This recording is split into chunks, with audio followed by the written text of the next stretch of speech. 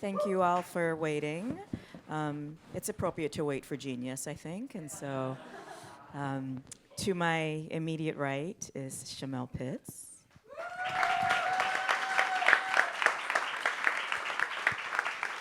And to my far right, a phenom stepping into this work, Channce Williams.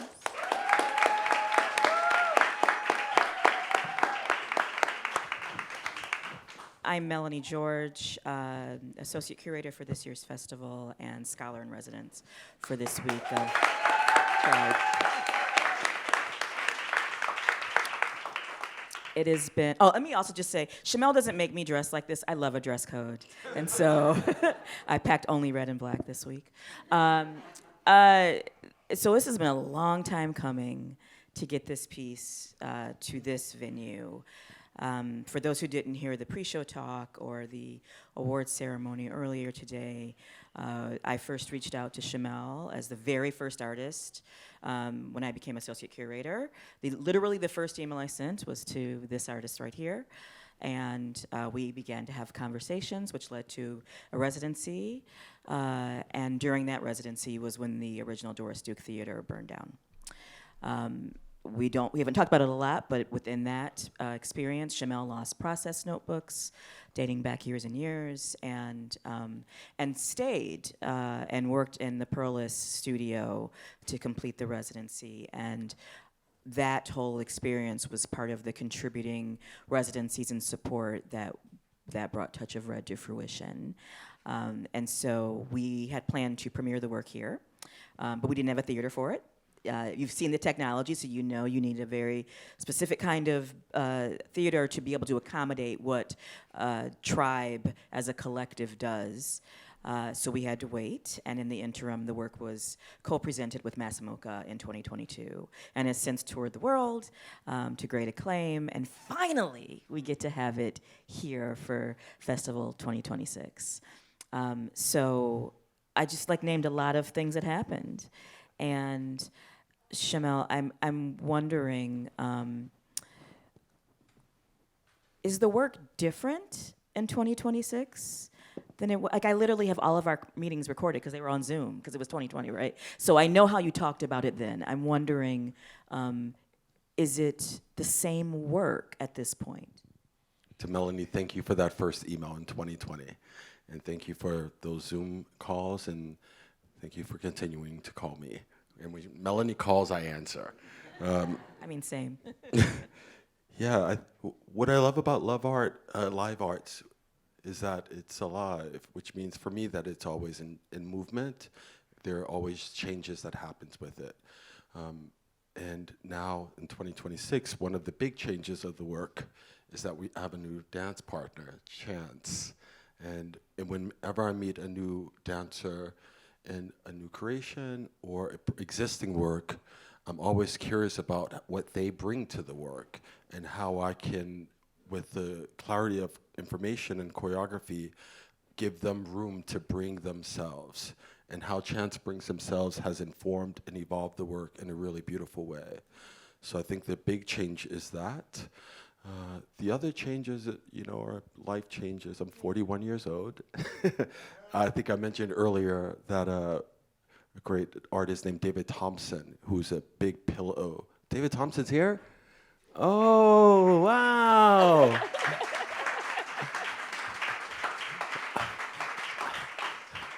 I'm talking you up all my life, especially today. I remember watching a speech with you, David, in New York, and one of the young dancers you were working with asked you, how does it feel to be, at your age, dancing for decades, now dancing with younger dancers? How's your body? And I remember you responded, I'm grateful for what I could do then, and I'm grateful for what this body can do now. And that really struck me. So my body has changed now than it was 6 years ago. And I'm grateful for those changes. So you developed this work in collaboration with a lot of people whose names are all listed in the program. I named many of them in my talk, but specifically with Tushrik. And it's a work of deep intimacy. And so I mean, I'm going to talk to you in a minute, Chance, because I have so many questions. But how do you identify who the person is that's going to step into that role when so much of the work is about how you and Tushrik move together? And I think one of the things that I've learned in watching this iteration of it is how much of it's actually choreographed. I think I was interpreting a lot of things as being like, well, this is a score, and I'm like, oh no, that is choreography. That is set stuff. And so, I mean, I know that you have to identify like someone who can like literally do it, but then also someone who can be in it, someone who can be in it. How do you, what's the criteria? Because I would think that that's a fairly limited amount of people, who you would think could be in the work. Yeah, totally. Tushrik, who's South African-born dancer, him and I, we have a strong and long-lasting partnership, And I was always so curious about the complexity of our intimacy. We're best friends. Sometimes it feels like he's the childhood friend I never had. We spend a lot of time dancing not only in the studio together, but dancing at clubs around the world at night. And sometimes I feel like I'm his mentor. Sometimes I feel like he's my big brother, although he's a decade younger. So I was just so curious about this male intimacy with Tushrik.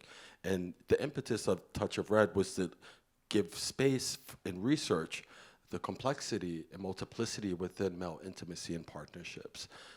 So that was the Touch of Red inception was about many things, but one being to give room for Tushrik and I to explore and share our partnership, because it's very unique to me. And yeah, I think that with Channce, and when I bring in new dancers into pre-existing works, for me, it's never about replacing someone.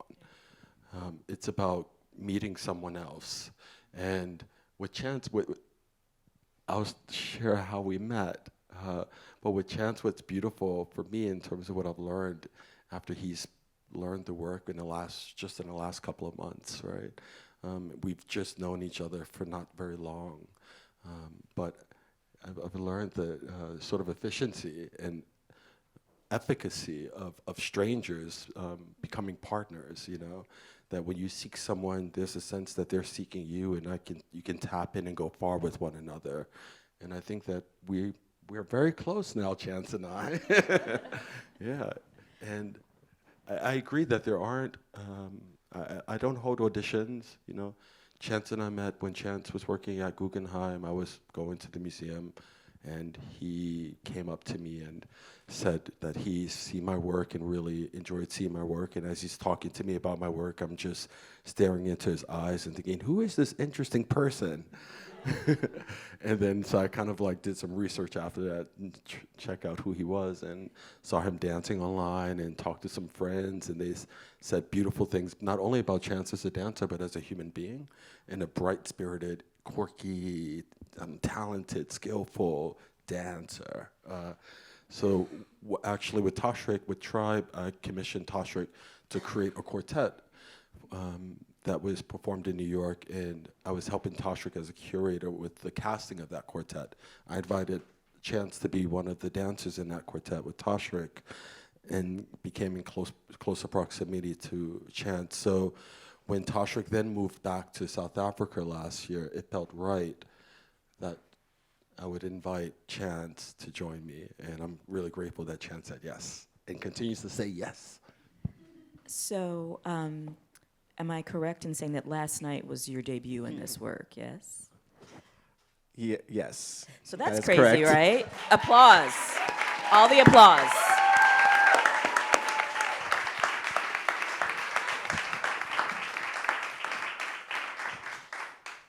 You would never, number one, you would never know that this work is new to you. I'm curious, after you get the call of, I'd like you to step into this work, how do you approach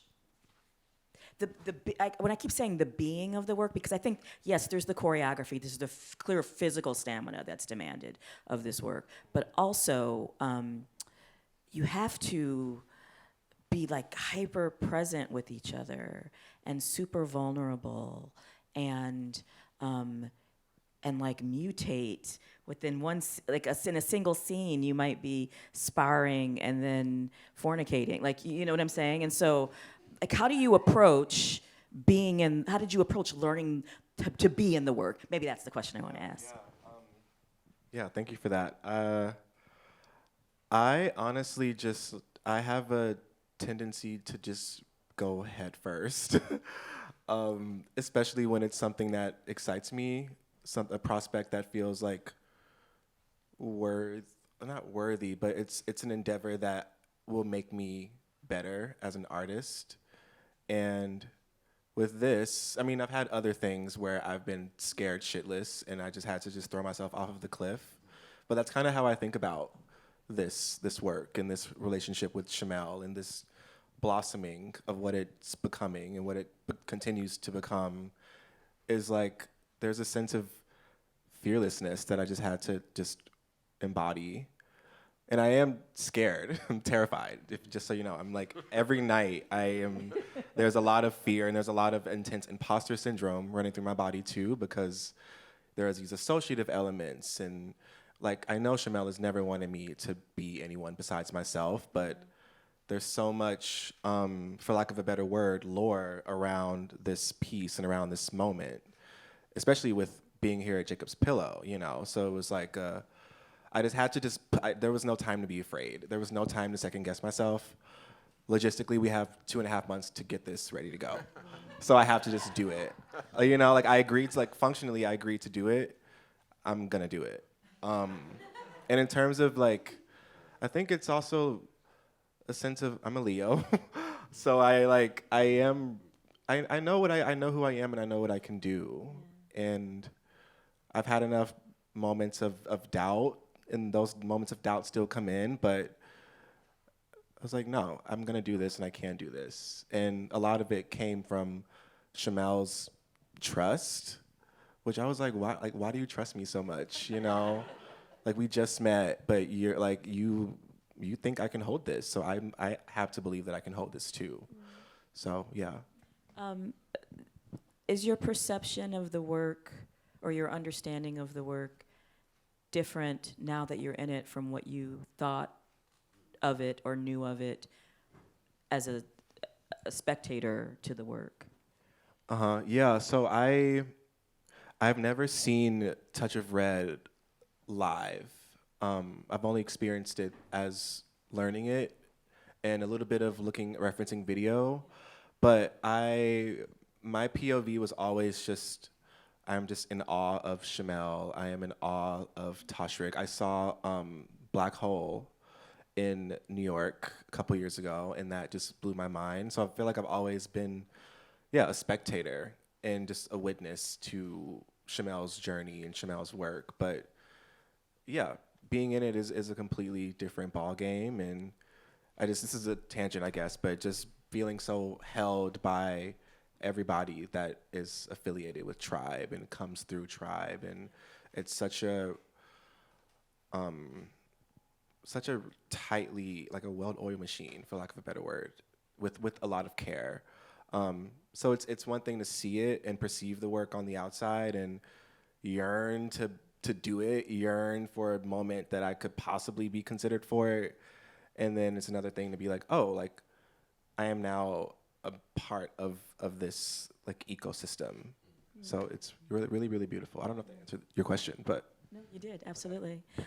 Shamel, can you give us a little bit of context for where this piece sits in the series of Red works?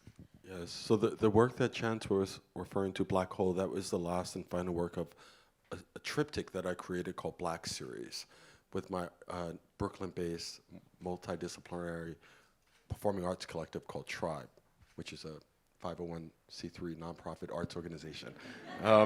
But since the inception of Tribe, December 11th, 2019, we completed the Black series and moved into the Red series. Touch of Red is the third work in the Red series. The first work I created with Tribe was called Lake of Red. Touch of Red is the second work. So Lake of Red, Touch of Red, then Solace of Red. It's a choreographic incubator residency project of Tribe, and the newest work is called Marks of Red, which is, as you know, Melanie, because Melanie's the dramaturg for Marks of Red. Marks of Red is a work with 6 women performers. It's the first work of Tribe that I'm not dancing inside of the work, which feels good, considering who those 6 dancers are. And it's the largest work of Tribe thus far. But I think at the time of Touch of Red, when I was creating it with Tribe, it was, during the pandemic at the time where we were all in quarantine and unable to touch, and as dancers, we're very tactile, right? We love touching each other. We're very proximity, and touch is is my love language. And it was really interesting to me to know that, during the pandemic, we weren't able to touch because you can actually harm someone's health, right? So that was one of the ideas of what sprung me into considering what does it mean to be in proximity to someone and to be with this huge sense, which is touch, and also to have a sense of touch without touching as well, and that energy that's exchanged without proximity. I think another inspiration for Touch of Red came from boxing. Because I honestly, whenever boxing would come on TV, I disdained it. Honestly, I loathed it. I never understood the entertainment value. I mean, I understand. But I was just like, why is it so meaningful for us to watch 2 men get into a ring with each other and beat the crap out of each other? So I would just turn the TV off. And then at some point I thought, well, when I'm usually have disagreement or opposition with something, I try not to have it create a wall between, but to have a bridge between. So I turned back on the TV at some point and became really curious about boxing. And at some point, watching boxers, amazing boxers like Muhammad Ali, I was like, wow, they're actually dancing, float like a butterfly, sting like a bee. There's so much footwork and technique that is physical and with dance qualities in it that I really gained from boxing. And also there were these moments during the match of with boxers where they would endure so many rounds that they would become really exhausted and fatigued, and the only thing they were able to do with themselves and their bodies is to embrace their opponent. And those moments of embrace also became really interesting for me and led to the creation of Touch of Red as well. So we're going to take a few questions from the audience. Thank you both for this incredible piece of work. Do you say the same things every night during the spoken part at the end? Thank you, Brian. Yeah, the spoken part at the end, we call it the bows. It's our way of bowing to the audience. I'll answer your question, Brian. Always curious about this moment of, at the end of a performance that the dancers performers bow to an audience, and sort of in researching where that comes from. It comes from, back during Louis XIV time where the performers would bow up to the aristocrats and the royalty as a way of giving gratitude to them, and then those aristocrats would be able to clap and applaud to respond, which is all good. But in this work specifically, we're all horizontal with each other. So it's like, that felt strange sort of practice, and it felt not genuine to this work. So I was like, what would a bow feel like in this work in proximity to each of you audience members? And also, it's funny enough we're doing a talk back, but when I'm dancing in a lot of works, it's challenging for me to come out and speak afterwards. It's good. This is good. So, well, Melanie's with me and Channce, so this is fine. But I thought, well, maybe if I consider the bows was also a moment where we can do a talk back, then that's 2 birds, 1 stone,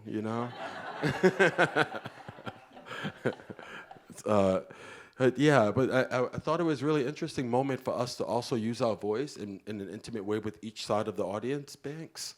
and to tell stories that also were still performative in terms of what happened in the work. So Chance came up with some of his stories. I gave him some questions and context, and I came up with some of mine, and it is sort of structured, and there's a structure of what we'd like to say for each side, and there's room within that structure to be present and use our words in a way that comes out in the moment. There's a question way in the back. Someone who got the dress code memo as well. I did. I knew what I was dressing for. I also want a second for this incredible work. Thank you. This was just amazing.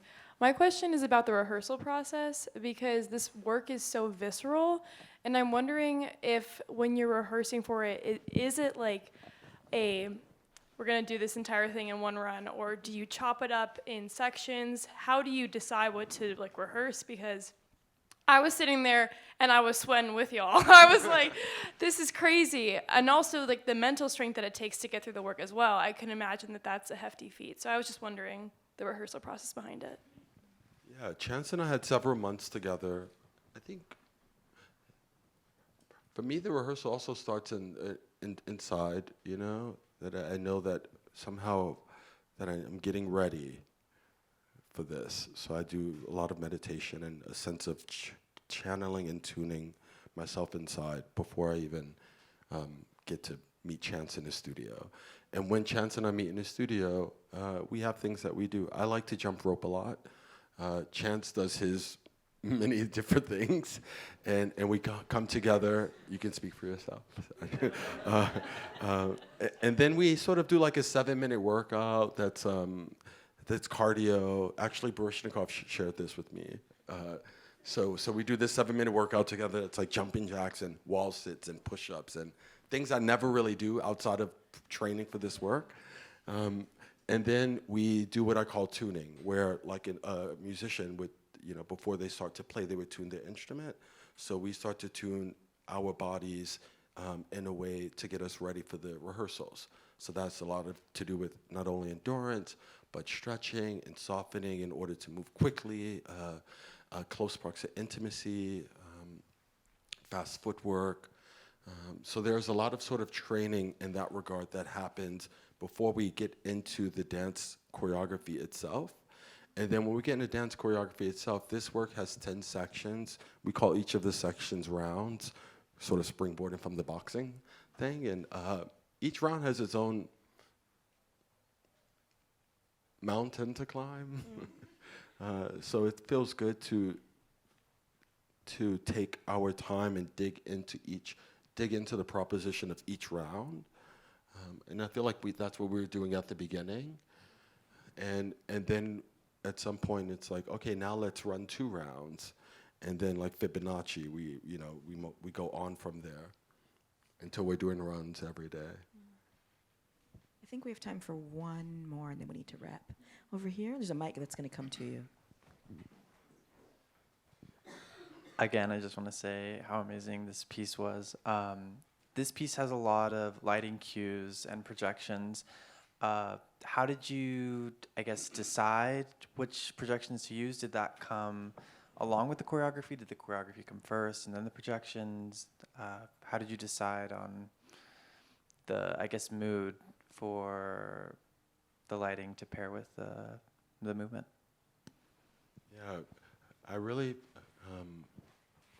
feel that my work is it's collaborative, and each of the artists and collaborators, designers that I work with are essential towards the totality of the work, which means that none of the designers are ornamental. No designer comes in at the end once I've choreographed the work. Everyone, as much as possible, is in the studio with me from day one. So one of my day ones is Luca Del Carlo, who's the video projection mapping artist. He's Brazil. We met there many years ago, 10 years ago, and we've been working together ever since. Luca and I, and similar to the other designers, Luca is the video mapping projection designer. Russ Snelling is the artistic production manager and also the theatrical lighting designer for Touch of Red. And so I usually I share initial concepts for the work with each of the design team. And then they start to dream and go off and do their things, and we come together and start to share ideas that springboarded from my initial idea. And as I'm building choreography, then they're building lighting and video, and simultaneously we're building this world together of the work. So I would say that it happens that we're synced and overlapped. Well, we need to wrap up. Can I get another round of applause for these artists?